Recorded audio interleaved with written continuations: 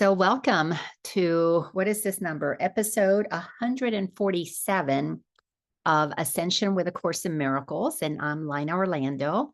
I am so grateful that you're here. Today, as you can see, I'm in a total different setting because I am in Atlanta, Georgia, visiting family and friends. And I am in my sweet friend's, staying at a sweet friend's house, and I'm in her basement. So I've got this kind of darkish furniture, manly cave thing going on, even though there's not a man here, but she has a man cave because it was set up that way when she bought it. She did buy it from a family, and the guy, this was his man cave. And anyways, I am just so grateful to be here and to have the opportunity to spend a week, 10 days in Atlanta. And I haven't been here for, gosh, a year and 4 months now. So it's really sweet coming back. And as always, wherever I go, I am always paying attention to what's going on inside of me. Is my ego trying to talk? Is God speaking through me? So constantly in a delightful connection with what is happening within, in that space of self-awareness, of consciously recognizing what I'm eating, where I'm staying, who I'm talking with, just so present to whatever is, so that I am always putting these teachings to practice. And one of the most incredible things about the course, and as you know, there's so many things, and as always, we're working through A Course in Miracles, and we happen to be in the text, chapter 30. We've been there a long time, haven't we? Because we don't rush through this work. But as I am here in Atlanta, I'm just present to what is happening. And when I first arrived, I landed. One of the first things that struck me was that this is the first time that I've come to Atlanta, and I've been living here, or lived here, since 1987. So a very long time, like 35 years. It was the first time I came to Atlanta since I've lived here that no one was at the airport to pick me up. And I arrived and I realized, oh, I don't have to go look for anybody. I don't have to meet anybody. And I felt this sadness arising that I was able to be present to and realize, oh, this is not my home anymore. For so long, this was home. I flew here because I was coming home. But this time I was coming here to visit. So as I'm coming up the escalator, and everybody who's been to Atlanta knows that long escalator ride up, I got to be in such gratitude for many things, but specifically for my awareness that this sadness was coming up. And if I let my ego take me in one direction, I was going to go into, oh, poor me. Nobody cared about me to call me or to offer to pick me up. And I was like quickly going through my memory bank. No, wait a second. Those things were offered, but I chose to rent a car to make my life easier because I needed to have mobility. I didn't want to have to rely on coordinating with who was going to loan me a car what day. And anyway, so the ego wanted to pull me in one direction and give my experience one meaning, but my ability to be present to what was arising allows for this space in which to unpack those goodies that are coming up to be recognized. And observing what was taking place can quickly be shifted and lifted into a higher frequency. And for me, that the automatic next step when I recognize something of a lower frequency is the gratitude. How grateful I am for the awareness that allows me to shift and lift at will. I do not have to stay in lower frequencies unless I want to. And if I don't shift out of it, it's because I want to swim in that murkiness. I want to be inside of that, the discomfort, or the tightness, or the contraction. For me, I've come to the place, and it's been quite a few years, that I have been solidly grounded in the awareness and the acceptance that I create my own reality. No one, nothing makes me feel anything. all of my feelings are the result of what it is that I want to believe about anything that is happening. That level of total responsibility for what I experience is my source of freedom, because from there, I'm free to either free myself or to bind myself. And in that clear knowing that I am the only one that can make me feel good or can make me feel bad, that can make me suffer or can make me experience pleasure, joy, fun, ease, excitement, that awareness is what, to me, awakening is all about. Because once we do the work that is necessary to become aware that we are the creators of our reality, we then move, and thank goodness it's a gradual journey, but we move through whatever level of recognition we need to move through to continue the process of total liberation. And that process, there's so many metaphors that we can use. You can see it as crossing a bridge from asleep to awake. You can see it as going up a ladder from low frequency to high frequency. It doesn't matter how you want to see it. You can use grades in school. When I started my journey, I was in kindergarten. I was in pre-K. I was in the nursery. And then little by little, I have moved through the grades: first grade, second grade, third grade, fourth grade, first rung, second rung, third rung, fourth rung, first step, slat on the bridge, second slat, third slat. It doesn't matter how you look at it. We're all on a journey. And the journey does have an end. One part of the journey has an end, and then another journey begins. The journey of seeking comes to an end when you fully 100% take responsibility for you are the creator of your reality. That journey of seeking truth ends, because when you come to the recognition that you create your own reality, now it's a total different relationship, because to come to acceptance that you create your reality is to recognize the ego and to little by little let it go. Every step you let it go. You begin to let go of the ego, 1%, 2%, 3%, 5%, 10%, 20%. Every time you let go of the ego, you are letting in more God, more truth, more love, more awareness of who you are. But when you come to the full acceptance, you create your reality. You're no longer trying to change anybody. You're no longer having reactions to the world that you can't immediately recognize, as I did on the escalator. Wait, am I going to listen to the voice that's going to put me in suffering? Or am I going to accept this as an opportunity to recognize my life has changed? I'm at a different stage of this journey. That ability to realize that you create your own reality is the end of seeking. Then that is the beginning of cultivating a relationship with God. Now it's just between you and God. And what the Course wants us to understand is that God is within. We and God are one. What is God is the impulse, the life force that is moving through each and every one of us. And when we get really clear who we are at our core, what moves us, what motivates us, what inspires us, we're coming to know God.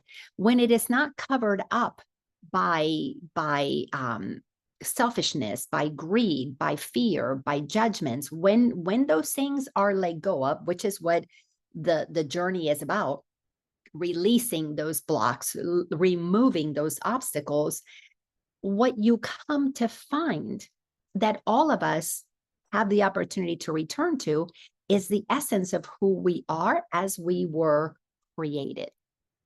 This is why we all must become like little children. We have to return to that innocence of a child that is who we really are. At the core of who we are, that's who we are. Which is why I know right now I'm in the most advanced class that I've ever been in, because I am sitting with my grandchildren. I am sitting at the feet of the best teachers I've ever had, which is my 3-year-old grandson and my 2-month-old granddaughter.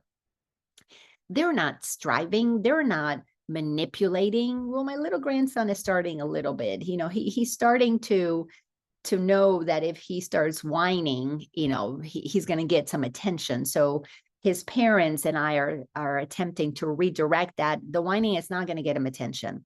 So I keep telling the parents, or we keep striving to, okay, if you're whining, no, talk to us. Use your words. There's no need for that whining. To not give that more attention than we do when he asks. So when he says, he calls me abue because he can't say abuela. So when he was little, he would say abue. So that's my cute little grandmother name, is that when he asks for my attention, I give it to him in the exact same way that if he is whining, I want him to ask for my attention, not to whine for it, not to manipulate me into getting attention. So they are expressions of the essence of what God is, a powerful source, so powerful that it can create a body. And it creates a body to experience separation, to experience coming in through the same portal, their mom, as two different people, a boy and a girl, totally different personalities. It's like, how can that be? How can Lauren and her husband co-create two totally different beings? Because God is infinite possibilities. So it's infinite potentials. It's going to show up in different ways. We are removing the layers that these children are picking up and covering up their light little by little by little to have the human experience and create the experience of an ego. Well, the journey is to remove all of those layers until we come back to where they're at, to where we all begin. So becoming like a little child is to come to know, well, what do I want to do? What is it that I'm feeling like doing? Do I want to go play? Do I want to go dance? Do I want to go walk? Do I want to take a nap? Do I want to eat ice cream? Do I want, and do all of that without guilt, without attempting to manipulate, without attempting to control things, to activate fear or anger or judgment or regrets. This whole journey is a journey of getting to know what is it that you're thinking about, because what you think about, you bring about. And as we study the teachings of the Course, I know it has been this way for me, and I observe this in people that I've had the pleasure of coaching, is that as you put into practice what the Course teaches, but here's the trick, you have to trust that the Course is true. If the Course resonates with you and you read sentences that tell you, for example, as we read a couple of weeks ago, anger is never justified. And again, we are in chapter 30 in the section called the New Beginnings, because the Course is laid out to show us how we lose our awareness of who we are. And it walks us through the process of removing, first recognizing the obstacles that we have built to being who we are. And then it teaches us, it gives us great information on how to remove those obstacles. It explains how we create the experience of separation, not only from God, from within ourselves, from others, how we create special relationships, how ego manipulates, how ego is what creates the experiences of suffering, the experiences of fear, of anger, of doubt, anxiety.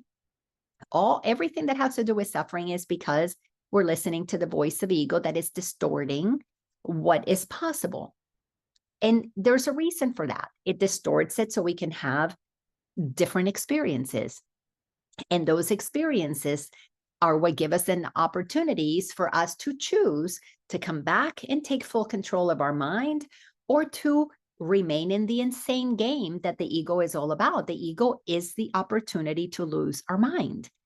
And if you are ready, which obviously everybody who studies the Course is at some level of readiness, and readiness in first grade, or maybe readiness in second grade, or readiness in middle school, to take responsibility for our mind, because we are the ones who have to unwind it out of the insanity and return it back to its state of sanity, which is to no longer view the world through distorted lenses. So we got to look at each situation as a potential to distort. So as I said, coming up that escalator, the sadness that came up, ego wanted to distort it into, oh, this means nobody here loves me. This means, this is not home anymore, and take me down into those lower frequencies. Or I can take those dark glasses off that the ego was going to distort my experience through and see clearly. To see clearly is that I am having a human experience because I chose to believe that I am separate, that I'm in an environment of separation, that I am an individualized person and that there are other people here, and some I call family, some I call friends, and I'm in this separate town and I'm coming back to visit. I could distort all of that to give me the experience of suffering. But when I look at it clearly and I get my mind back to where it needs to be in 100% responsibility, is to see, what do I want to experience? And for me, I always want to experience joy. Why? Because that is my natural state. If I come back to joy, then I know I'm in alignment with God.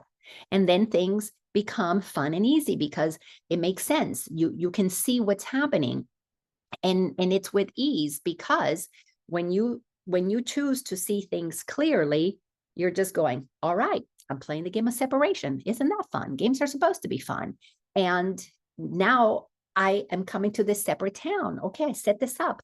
I came here to play in Atlanta, and I've got people here that I consider, separate from me. Thank goodness, or characters in my experience that I've populated. And I'll tell you, I've populated my experience with hundreds of people that I adore and they adore me. And I have had a fabulous time connecting with all of them. Actually don't have enough time to connect with everybody that's been reaching out that wants to meet up with me in one way, shape, or another. Some gatherings we've done groups so that I can see more at one time. What a fun game. I mean, oh my gosh, this is really, truly a fun game. So to see it clearly, I got to come back in. What do I want to experience? Well, if I want to experience joy, which is my natural state, that means I'm not pushing against anything. I'm flowing with what is. Then I got to recognize I've written this scene perfectly, that nobody's there to meet me because I prefer the independence of having a vehicle that I got to rent. And then I created rental companies, and I created rental companies that are cheap and that are really expensive. And I created rental companies that have low ratings and high ratings in terms of reviews. So I have had the fun of picking out which rental company I'm going to use. And so when I bring it back to full 100% responsibility for what I want to feel, there is nothing that is happening to me. Everything is happening for me to see what it is that I believe that I deserve, for me to see what it is that I want to experience. That is where total liberation comes from, because then I can connect inside with my inner child. There's an entire section in A Course in Miracles, an entire lesson that speaks to the essence of our Christ itself. This is what we would term our inner child. When you really get into the teachings of the Course, we are all peeling back the layers of obstacles, of misperceptions, of lies that we have layered on ourselves. And I see how it's being layered on my grandchildren. I layered it on my children. My parents layered it on me. Grandparents layered it on my parents. And through awareness, well, now you see why the game of distortion happens. But as we take 100% responsibility for what we want to experience, we begin to align more clearly, more able to hear the inspiration from that life force that we did not create because it created us. When we connect with that life force, we, like a little child, I see my little grandson, he's got things he wants to do and play. None of it that his ego was sitting there planning, all of it is just being inspired in the moment. So we're connecting with that energy that is moving us.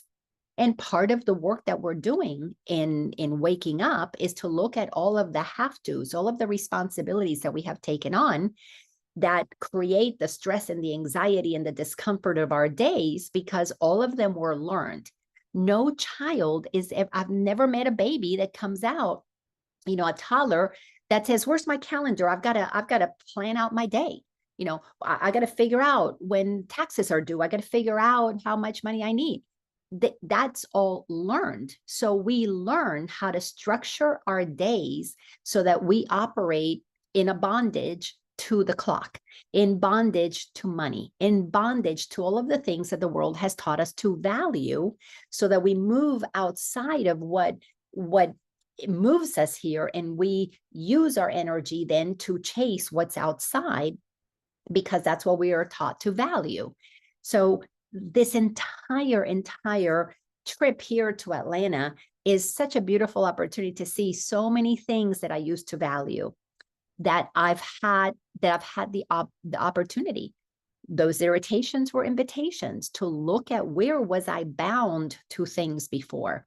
Where was my life so rigid that I wasn't connecting with my inner child because I was so busy chasing the things that I thought I was supposed to do and acquire and become in order to be somebody, in order to be valued by society. And the letting go of all of those things as what I valued is what has allowed me to come back to know who I am and to begin to value that. And it really, truly is becoming like a little child, where the responsibilities, you know, we let them go. Now, some of you might be thinking, but Laina, you know, you got to pay the rent. And you know, I've heard you say that you were working at a restaurant, making more money so you could pay the rent. Yes, I'm doing all of those things.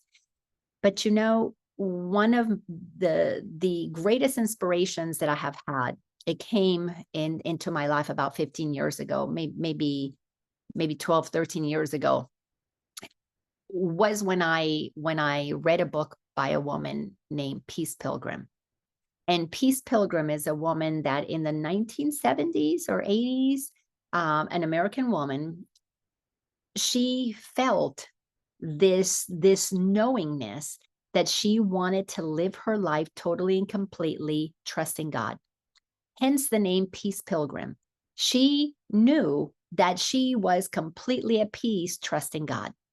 And the inspiration that came to her, what God wanted to experience through her, was to begin to walk throughout the United States, allowing total strangers to take care of her.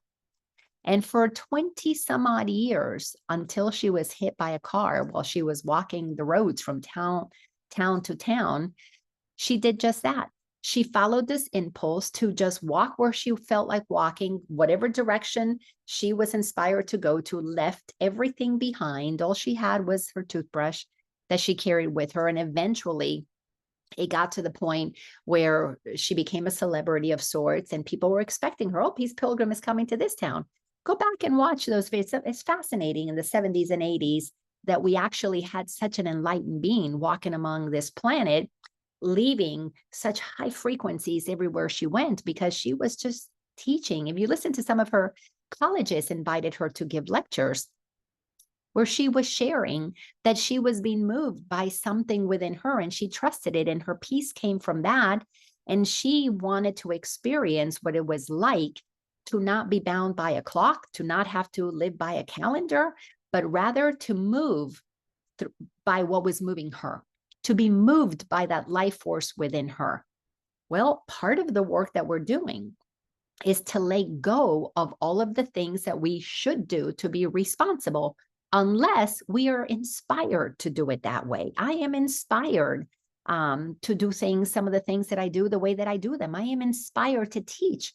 I am inspired to wake up at a certain time and be in a certain place and do certain things totally out of fun. I don't do anything out of obligation that is a serious obligation because it's going to make me somebody, or it's going to get somebody to be impressed by whatever it is that I'm doing.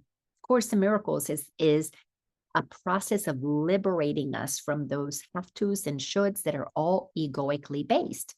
So in this particular section that we're in, We are again in chapter 30. We are in section number 6, the justification for forgiveness.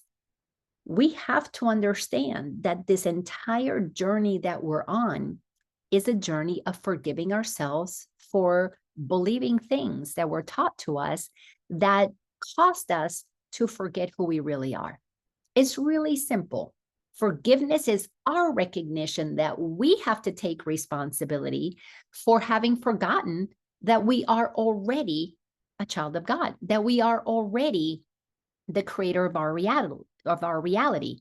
And the forgiveness process is a very gentle process. Forgiveness looks very different when you're in first grade on this journey, or the first step of this journey.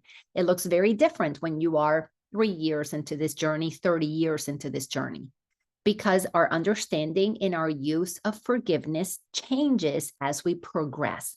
As the mind is unwound from the egoic ways of doing things, of believing in separation and those people did something wrong to me and they need to be punished and blah, blah, blah. As you advance and progress in your awareness that there's really nobody here doing anything to you. Really, there aren't. These are all characters that you've populated into your dream of separation to give you the experience of going up the escalator in Atlanta, or sailing on a boat in the Caribbean, or going to the mall, or making food at the restaurant, or at home, or being in a jail cell. That everything that we're experiencing, we put it there because we knew that was the scene we wanted to experience, because God is infinite possibilities. God creates infinitely. So from an infinite number of possibilities, we are going to play them all. So in one lifetime, you're the jailer. In another lifetime, you might be, the convicted person inside the jail. In another lifetime, you might be a male. In another lifetime, you might be a female. In one lifetime, you might be a tree. In another lifetime, you might be a rock. As we progress on this journey and we lose our self-importance, we get comfortable like little children playing pretend. And you pretend you can be so many things. I watch my little grandson. He's the conductor of his trains 1 minute. He's the race car driver the next. Another moment, he just wants to be held by mommy and be a little baby. So in the span of an hour, he is switching all the roles that he can play. All of us did that as children. Then we are conditioned into the self-importance. Well, who do you want to be? What are you going to become? What are you going to do in the world? What career are you going to be? I'm going to be an accountant. I'm going to be a lawyer. I'm going to be this. I'm going to be that. And if you don't pick, then you're considered a bum. You're lazy. You're whatever. So you're judged for not becoming this self-important person that society needs to have you be, so that it can manipulate you. Because see, if you're not self-important, then they are not important either. But once we become self-important, then all these roles become so important. And that's when we get into the good roles and the bad roles, and who's important, who's not important, the haves, the have-nots, the hierarchy. But as we learn forgiveness, we are learning, first, we're forgiving other people for hurting us, for stealing from us, from lying to us.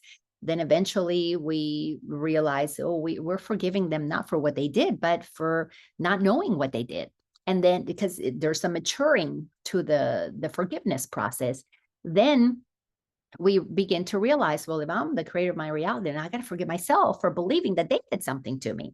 And then there's the forgiving myself for believing that I even need to forgive myself for believing anything. So it really moves, it refines, it gets to the point that you realize when you're free, you don't have to play the forgiveness game, because you realize, oh, shoot, for a second, for a nanosecond, I fell into the dream, and then I wake up again. It's because we're constantly in a state of remembering to come back here, to come back here. This is a projection screen. Everything that's on it that you think you see is all a projection, like a screen at a movie theater. And we're coming back to that we are the projector. And eventually we come back and see that what is being projected is what was programmed into us. So it's like the film that is appearing on the screen, all the characters was programmed into us. and the game of separation. And then eventually you're moving back and back and back till you realize, oh, wait a second, I'm the light bulb. So, and when you make that identification that you're the light bulb, then anything that you observe on the screen of your life experience is there because you are a creator, because you were created like God to create. So as we move through this process of forgiveness and we realize anger is not justified, somebody in 10th grade in their journey understands anger is not justified. I'm not going to justify being angry at anybody, you or me, because that pulls me out of my alignment with the truth of who I am. But earlier in the journey, we have anger, we process anger. Where did this anger come from? So we have to begin to justify, okay, yes, I'm angry at so-and-so, because as we move through the healing journey, when we go down into our suffering, our depression, it's because we're beating ourselves up. Then we've got to begin to see, oh, okay, there were other people in our game that participated in this process of me getting hurt. Then we've got to begin to say, oh no, things that you did, I interpreted, but you did them. So we begin to recognize, oh, okay, mom, dad, grandfather, you did these things. So then we begin to forgive them. That is a natural part of the process. And then eventually we realize that, okay, it's justified for me to be angry at you so that I can see that there was a relationship here. There are characters, what parts everybody played. But as you progress and you do those basic things that are necessary, identify the people who hurt you, then identify what they did, then little by little, you take your power back by realizing they didn't do anything to you. That whatever they did for you to make decisions about who you are. Are you a victim, or are you the creator of your reality? So there are steps that we have to take and move until we get to the place that we are confident in being the creator of our reality.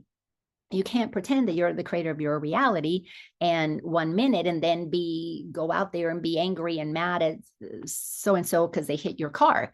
And then in that rage, be blaming them and lose your shit. And then you're stuck in that discomfort for a day or weeks or months.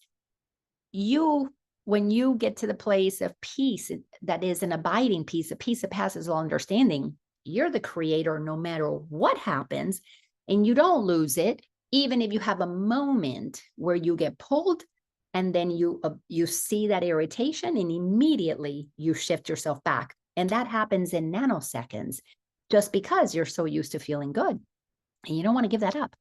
See, self-love is really ultimately that, is you hold on to your power. Self-love says, I am peace. I'm not giving that up. Not even for 5 seconds of righteousness or 10 seconds of getting on my high horse and blaming somebody. You don't want to give that up. Self-love means I love myself so much that I do not give up what God gave me. I do not move myself out of relationship with what God created me to be. I am love. I am peace. I am one. I am powerful. You don't give that up once you are grounded in being the creator of your reality, because God created us to create like it creates. So when you know that you create with that power, that to give up your joy is to create pain, to create suffering, why would you do that when you can just as easily create joy? So the only ones that create suffering is the ones that are still learning about the contrast between suffering and joy and have not gotten sick and tired of suffering yet.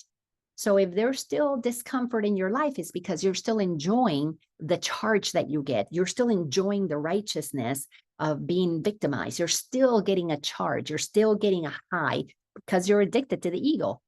But once you are clear that you are totally and completely resting in the truth of who you are, and you've accepted your power as God created you, now you're at peace with all that is. You are enjoying. Now you can use your creative abilities to start creating a happy dream. It's these are steps. So today we are going to look at how in the last couple of weeks, we're told anger is not justified. What is justified is forgiveness. And we are told very, very clearly that understanding the distinction between anger and forgiveness, understanding the distinction between what you're justifying for yourself, it tells us in paragraph 3, is where we begin to see the difference between the world of the ego and the world that we want to co-create as a conscious creator, as a happy dream. So until you're clear in how it feels to be in forgiveness and how it feels to be in anger, and you say, oh, I like this one better, you're still too much in your ego. But when you can see clearly what peace feels like, that you're the one who takes you there, you're the one who shifts and puts you there, then you're prepared to begin to see, where did this come from? It came from my mind. I am the one who pardoned. I am the one who blamed. I'm the one who in pardon feels peace. I'm the one who in blame feels agitation. Where's all that coming from? It's coming from my interpretation. It's coming from my observation. Where does all that go? Oh, it goes to my mind. It's all arising in my mind. My mind is that projector that is projecting out there what I have learned on that film strip, or it's not blocking the light that is coming through me. So it's all mind. So it's happening at the level of the mind. So then it tells us in paragraph number 4 that the mind must think of its creator as it looks upon itself. We have to know, we have to understand what the Course has taught us. God tells us that there's only one thing that is different between us and God. One thing. I mean, it can't be any simpler than that. And that one thing is that God created us. We did not create ourselves. So when you recognize that's the only thing, it's the only power we do not have is to make ourselves. We have the power to distort ourselves, but not to make ourselves. So if we want to return to a place of peace, we have to know what made us, because we were made in its image. We are made like unto it. So what is that? What is this life force that permeates everything? What is it that everything emanates from? It must be pretty creative. It must be pretty infinite, because look at all the diversity. It must be, eternal, because it keeps on going. There's no end to it, just like there's no beginning. So what is it that allows everything to be itself? It doesn't punish anybody. It doesn't judge anybody. Well, then it must be loving. It must be accepting. It must be clearly, it doesn't even, Course tells us God doesn't need to forgive. That's strictly a human thing. But as we get to know God, we realize, oh, this is not the God that the church taught me, certainly not the Catholic God that I grew up with, a God that was punishing and turned people into pillars of salt, and requested the sacrifice of a firstborn child or first male child, whatever those stories were. So we have to cultivate a relationship with what God really is. And you're not going to find God out there. The only way to come to know what God is to come in here. And the ego stands between you, who you think you are, what you've been conditioned, and coming to know God, which is why the first part of the journey is you got to come to know your ego, because you got to remove the obstacles that we have built to the awareness of the presence of the love that is there. So to come to know the love that is within you is to come to know God in you, because God and love are the exact same thing. And love becomes, to me, the essence of what love is, unconditional love is an acceptance that passes all understanding. It's not comprehensible to the egoic mind, the level of acceptance that we have to come to. Now, Jesus gave us a wonderful example. He accepted the people who crucified him because he knew he wasn't a body. So he wasn't going to go around and say, oh, please don't crucify my body, because then he'd be teaching what is not real. He'd be teaching separation. I need you to not, nail this body over here. He was in a total level of acceptance that said, well, if this is what we're doing, this is what we're doing. I'm not going to blame you. I'm going to forgive you, for they know not what they're doing. They don't know what they're doing. They totally forgot that they are the light. They're caught up in the film strip that is in front of them, playing the role that they have been assigned to. So that young man that was crucifying him, probably when he was growing up Jewish, or I don't know if he was Jewish or Roman or whatever, he was being taught that his career path was going to be that of one who nails people to a cross. That was the thing back then. We had people that was their, somebody's a plumber. Well, back then they even have running water, or maybe in the palaces they might have, but that was a path. You become one who gets to be the one who crucifies people to a tree or a cross or whatever it would be. So Jesus recognized, you don't know what you're doing. You think you're a crucifier, but what you really are is the light of God. And that guy, you know, if you read the stories in the Bible and then you read channeled information about that person who has communicated to us through other people, goes on to explain that when he felt the love that came from the eyes of Jesus, when Jesus sincerely looked at him and said, you know, I forgive you. You don't know what you're doing. And not, I don't know that Jesus said those words out loud or not, but that man felt the forgiveness. And he put his hammer down. Somebody else had to finish the job. And he went off to live a life of goodness, to get himself to right with the truth of who he is. And in that process, he was looking at his mind, all the beliefs that he had been taught, that he should crucify somebody. And he knew, I can't kill a brother or sister. That just didn't align with the truth of who he was. So it all comes to mind. So forgiveness, when you recognize the merit of forgiveness, it gives the miracle its strength to overcome all illusions. Because now you realize, wait a second, what's happening here is that I get to forgive. That means I get to let go of what I was told I needed to believe in, so that I can come to know what really feels good inside. And it doesn't feel good to kill another, you know, a brother or a sister. So as we move through these paragraphs, the last one that I'm going to read from last week is that we need to understand that we decide, okay, I'm going to forgive this one, but not that one. This one was really okay, but that one, oh, that's bad. That one, they murdered somebody. They murdered a child, or they raped a child, or they burnt a family alive, or whatever it is. You know, you've seen lots of crazy stories in the news over the years, atrocious things that people do. If you want total liberation, you cannot single out, I'll forgive this one, but not that one.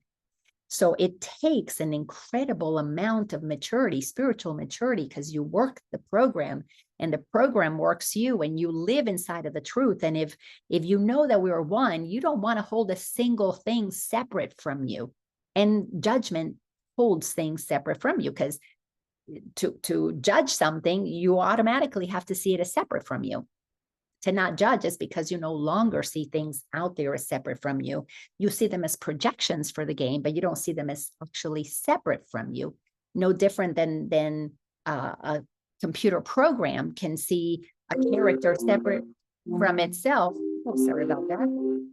No different than in a computer program or in a movie, one character is looking at another and being separate. So once we realize everything has a role to play and nothing is separate, then we begin the process of being clear that our mind is so powerful. Our beliefs are so powerful. They do give us the experience that we're having. So in the paragraph number 6, it tells us that if you think that some appearances are real and some are not, then you're going to be in trouble. Because it says, be not deceived about this is in sentence number 4 in paragraph 6. Do not, or be not deceived about the meaning of a fixed belief, meaning I'm right, that is a man and they're separate from me, and that is a dog and it's separate from me. Do not be so deceived by these meanings of fixed beliefs that some appearances are harder to look past than others are. It always means that you think forgiveness must be limited. If you can forgive this one and not that one, then you believe forgiveness is really not that powerful. It's limited in its power. And if forgiveness is limited in its power because it's projecting out of you, then you are saying, I'm limited in my power, which is a trick of the ego. I can forgive this one, but not that one, so that you don't see that you are the love that forgiveness happens through. You are the one that gets to say, I forgive what never happened. I forgive the illusion of separation. So there's so much that the course points to and invites us to, and it requires an incredible amount of dedication to what do these sentences mean? What do these words mean? So today in paragraph 6, sorry, took a long time to get to paragraph 6, but here we are, 7. 7 is for today. So it must be true. The miracle can heal all, underline all, circle all forms of sickness, or it cannot heal. Pay attention to how many things we believe. Well, I can heal my stubbed toe, and I can sit and visualize and heal my headache, but I can't heal my cancer. I need to go somebody else to heal my cancer. Well, even when you go to somebody else to help you heal your cancer, you have made the decision to receive healing. So look at all of the things that we have been programmed to believe. Being a female, I grew up believing menopause happens and you get hot flashes and you get, you get foggy brain and you get dry vagina and you get sleepless nights and you get all these things. And I remember I was starting my journey, and I was starting this journey of realizing the power in my mind to create my own reality, that thoughts become things. I remember sitting there going, I don't want that. I don't want a dry vagina. I don't want sleepless nights. I don't want to walk around in sweating. I was watching my sister. I was watching Friends. And we went to this movie to watch it, not a movie, it was a play, Menopause, the musical. And I'm going, no, that sounds fun to me. Why would I want to experience these things? And these women were so proud. Well, my mom had the night sweats and now I have the night sweats. And, their husbands are going, fuck, yes, she does have night sweats. Nobody can sleep in this house with the night sweats.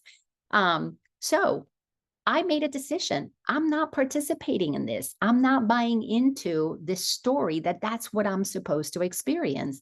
That's why I do not, people tell me, oh, did your mom have, back then, 15 years ago, I used to talk about my, the lineage. My mother died of kidney failure. She had, thyroid cancer. And I remember I would go to the doctor and I fill out my forms and talk about all these things that my family. And one day I realized, wait a second, I'm putting that into my reality. I'm putting that into my projector. I'm going to be getting these things that my mother had and my grandmother had, and all women are supposed to have it. I don't want that. I don't want that in my reality. They can keep it if they want to. I don't talk anybody out of night sweats, but I don't want them. Especially not dry vagina. Have you ever had dry vagina? You don't want that. Oh my goodness, these stories are so funny. But when you understand the power of your mind and you take 100% responsibility for what you want to experience, you are very cautious about what you think about. And it takes time to see what it is that you think. So when you give permission to a headache, to, oh, I've got this headache, I've had it since I was, a child, and everybody in my family had it. You're just saying, yeah, that's the experience that I want to have. So look at the things that you are tolerating by your fixed belief that it is so. This is part of the process of awakening, is to take 100% responsibility for your thoughts, because your thoughts create your reality. Where do you say, well, it's the way it's always been. I've had this for 3 years. I can't get rid of this itch. I can't get rid of this itch. Means you don't want to get rid of this itch. Pay attention to every word. Our words have power. As a woman in the early 1900s, Florence Scovel Shinn, I think she wrote a book by the title of Your Words Are Your Wand. We got to pay attention to that is how powerful these words are. So it must be true. The miracle can heal all forms of sickness, or it cannot heal. Because if you give permission for not healing, then it's not going to heal because you are powerful. You were created to create. So its purpose cannot be to judge which forms are real and which appearances are true. If one appearance must remain apart from healing, one illusion must remain apart from truth.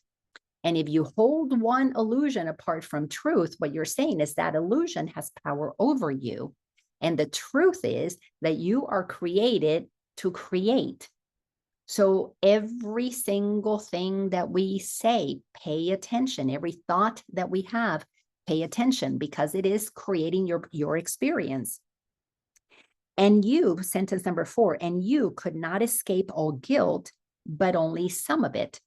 At the end of the day, we all have to face on this journey the guilt that is underlying this entire game of separation. Because when we decide I'm separate from God, then, I must be my own God. And we gave birth to the ego, which is wrong thinking.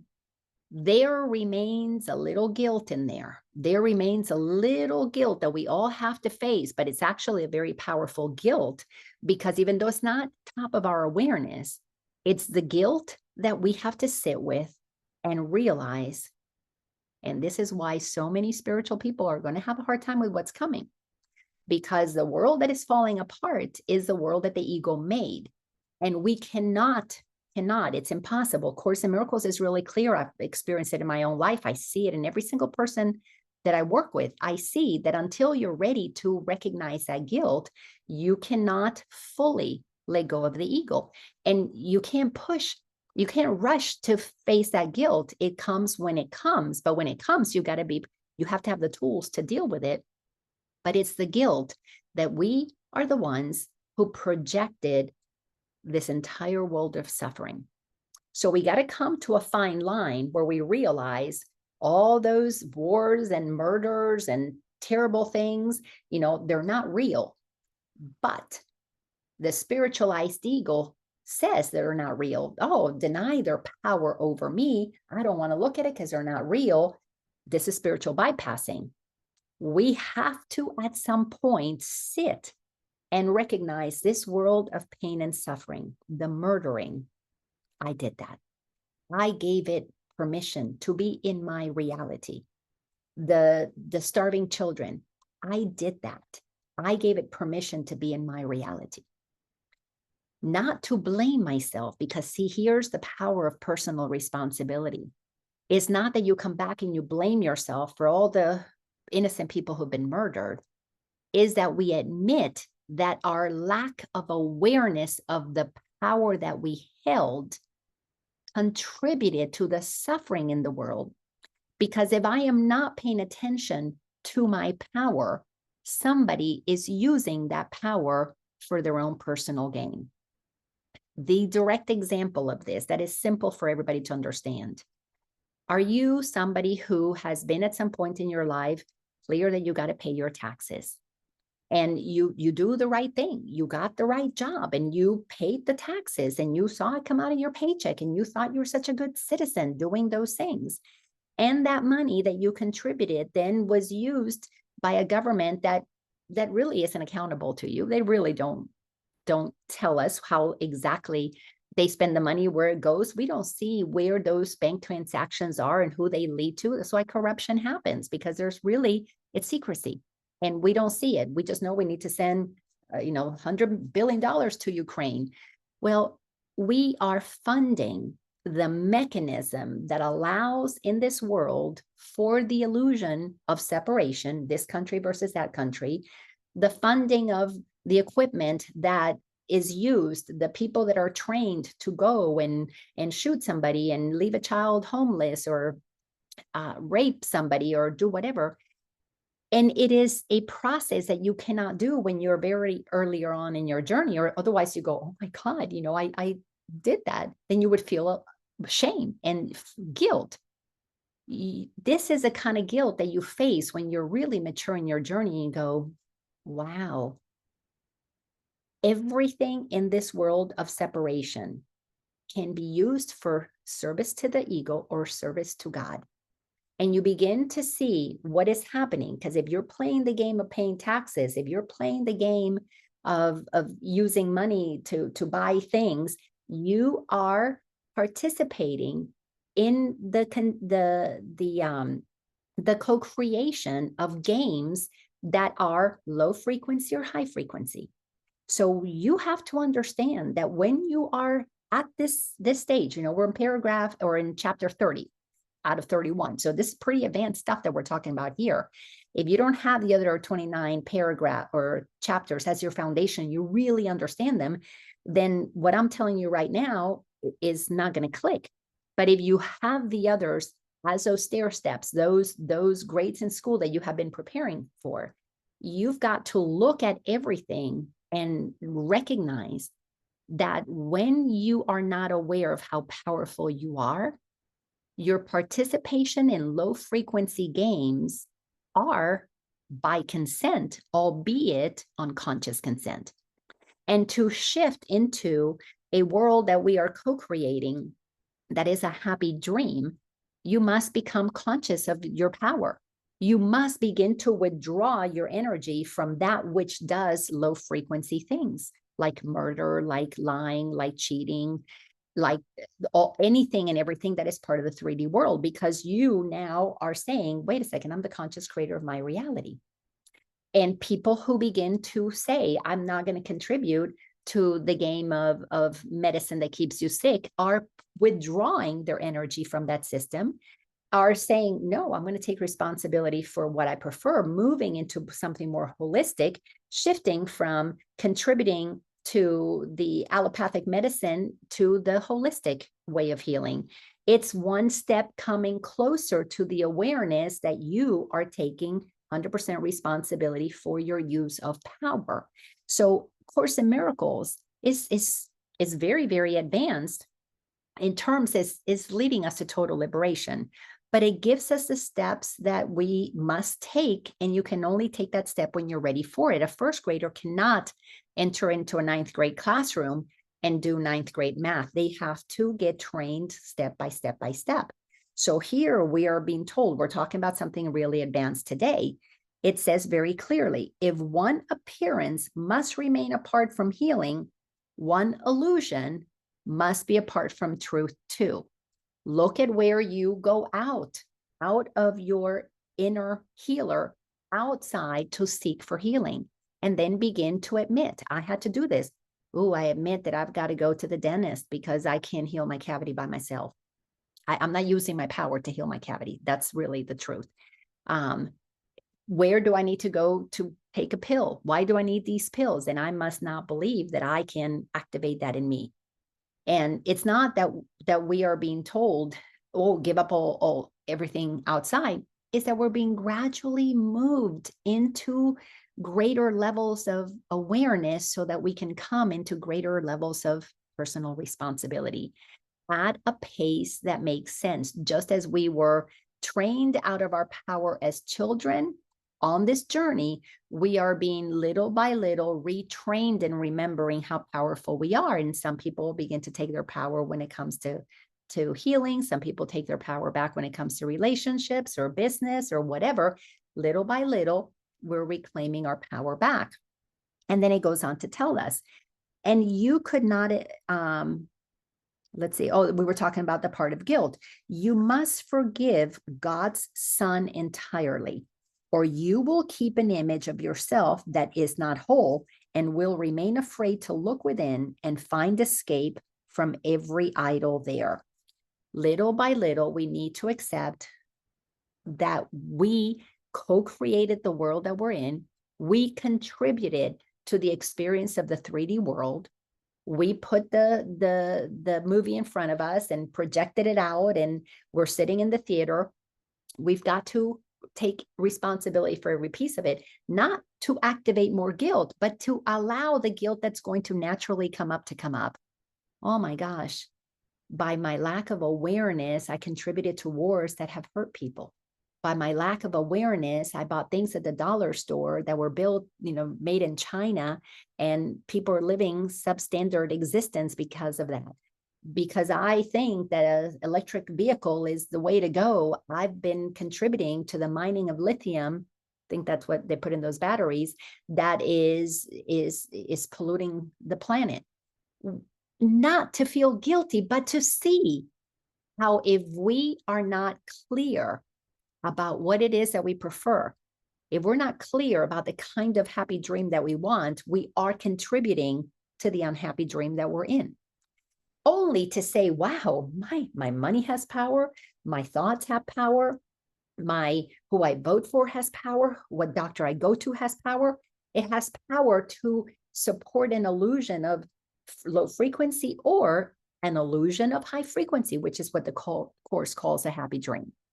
So when you begin to pay attention to this, then you realize sentence 7, salvation rests on faith. There cannot be some forms of guilt that you cannot forgive. So then if you're going to be totally saved, meaning you are done with suffering, then you've got to forgive yourself. At the end of the day, you come back here, wow, I forgive myself for having contributed to this game. I had no idea that I was blindly participating in all kinds of things that contributed to the world's suffering. It has my imprint. It has my creative thumbprint on it. Let me begin to little by little take it back. And then we begin to make different choices that are of a higher frequency. Just as you choose, I went through a choice. I can't eat meat anymore. I can't eat meat from slaughterhouses. I just can't put in my body something that still has fear in it from the process that it went through.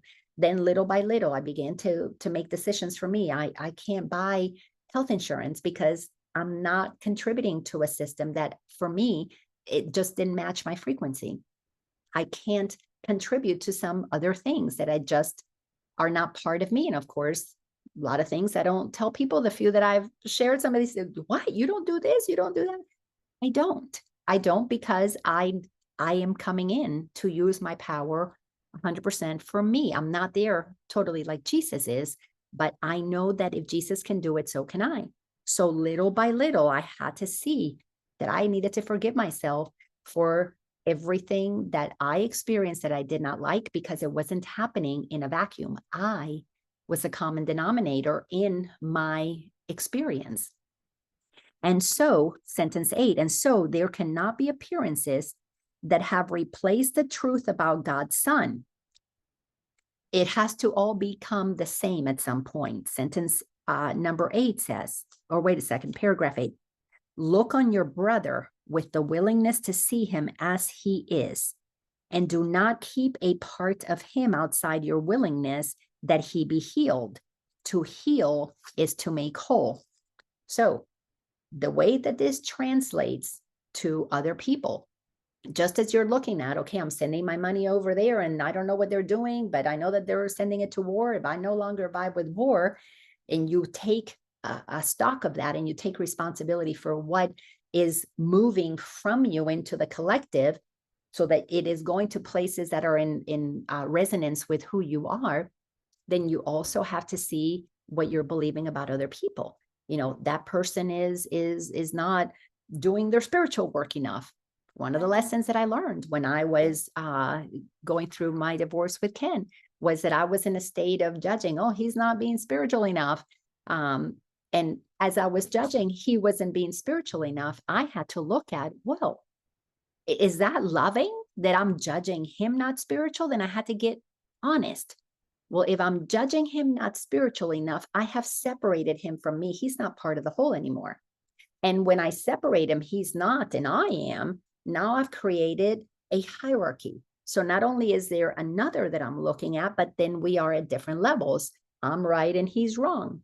And I had to begin to be honest that as long as I look at others and place them on different levels, I'm not seeing them as the holy healed brothers and sisters that they actually are. How can they remember the light of who they are if I continue to remind them of the darkness that they are believing is true? This is why Jesus said, I forgive you. You know not what you're doing, and saw him, the guy who was nailing him, as innocent. So we have to go through the process of getting super honest. Who are we judging? Not as spiritual as we are, or more spiritual than we are. Oh, they're there, but I'm not. So everything is leading us to the place of recognizing the wholeness of who we are, because God created everything as itself, whole, perfect, and complete. Then sentence number 4 in paragraph number 8, and what is whole can have no missing parts that have been kept outside. Forgiveness rests on recognizing this and being glad there cannot be some forms of sickness which the miracle must lack the power to heal. What this bottom line is telling us in this section is that we go through the process of realizing that there's them and then there's us. And that's part of the journey. And then we are going to do the work that needs to be done to see all of the stuff that we have experienced, at the suffering because of what other people did. And then we do that work healing. But if you want to have a new beginning, if you want to be part of the happy dream, you have to look at everything as already whole and complete, and begin to chuckle when people do silly things, when people do mean things, when people do horrendous, that the ego would label horrendous things, murder or starving somebody or hurting somebody deliberately. You need to come into your joy. And this is where most spiritualized egos go, what do you mean? And be in joy when I'm watching, murder on TV. I'm not talking about CIS. I'm talking, the show. I'm talking about an actual murder. You hear about innocent people being killed in one of these foreign countries, or even in this country. You come into your heart. You center yourself. You acknowledge that all of this is non-physical energy taking form. We have been created out of energy. We shape energy by our thoughts.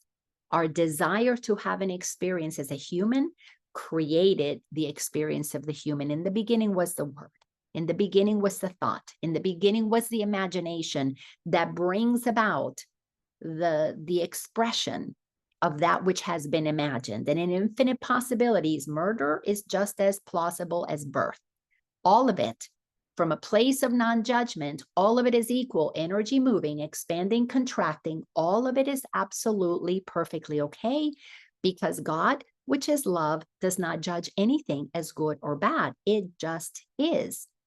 And as we prepare ourselves to live from that place of acceptance of the isness of all that is, one of the things that we have to do is to allow ourselves to recognize that everything that is expressing itself is equally as whole and complete. The person who is being mean, the person who's being loud, the person who is lying, all of them are perfectly whole and complete, having the experience that they in that moment want to experience.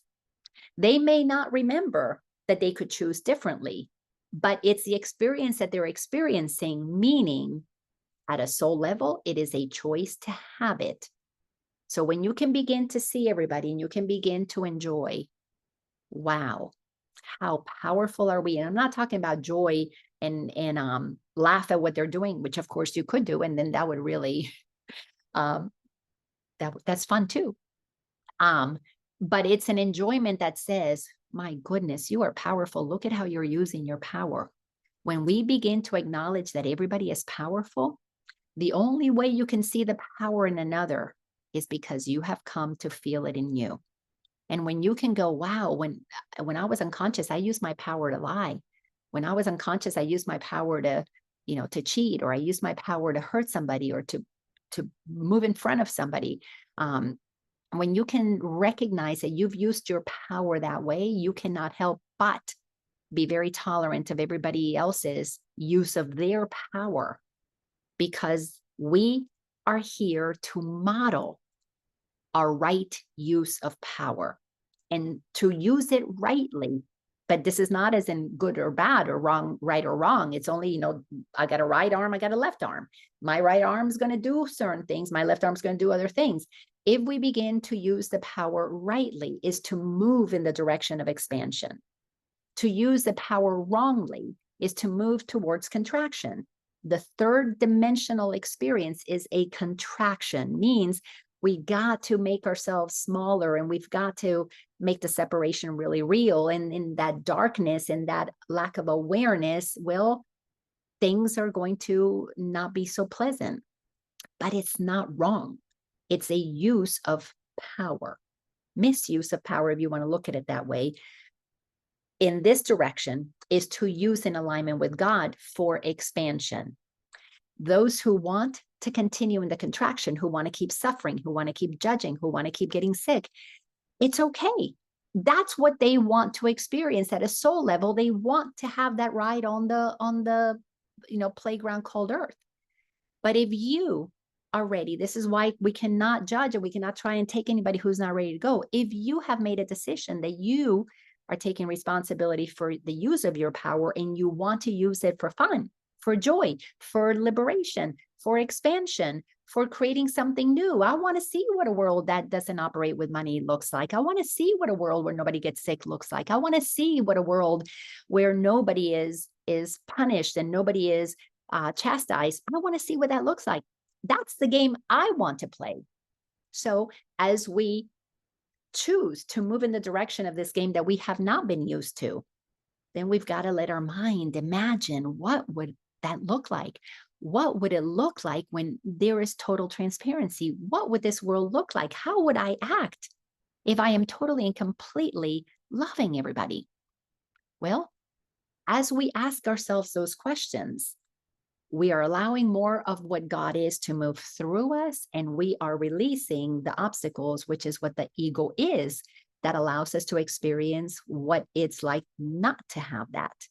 So we're trading and opening to what life with love looks like, because we've already had what life without love looks like, conditional love. And if you're clear that you created this, co-created that, then that's the same power that you are taking responsibility for to use to co-create a life that you do prefer. So I preferred coming into Atlanta, not coming in, feeling bad that nobody picked me up. I prefer coming to Atlanta going, damn, I'm here in Hotlanta. I can wear no sleeves. I can wear shorts. I can wear flip-flops, and which meant I had to shave my legs because I hadn't seen the light of day in months. And then you just have fun with that. You enjoy the process. All right. Thank you all so much for being here. Does anybody have any comments or questions? I want to hear from you. If you feel like unmuting yourself, and if not, we will meet again next week, 12 o'clock, Wednesdays, Eastern time, for another transmission. Yes, Christo, so good to have you back from all your travels. Yes. Can you hear me all right? Mm-hmm. Yeah. You were mentioning about the power of words and how one classifies how you speak about yourself or how you own things. And I've recently been reminded once again that, things like if you have a toothache, or in my case, I have had sciatica for many, many, many years. And just that terminology, you say to someone, I have something, it means you're owning it, as opposed to I'm experiencing it. It means you have some kind of association with the experience, but you don't necessarily own it. And that's a subtle difference to not own what you, the condition that you have, but to at least put some space between yourself and it by choosing terminology that allows you to let go. Yes. And I think that's something it's very subtle, but it's actually quite a powerful thing. And I'm practicing more and more of that.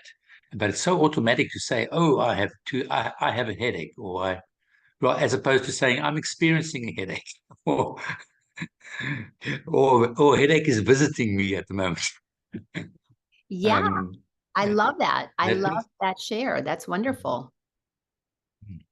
So just thought I'd Yeah. If we say It's more, okay.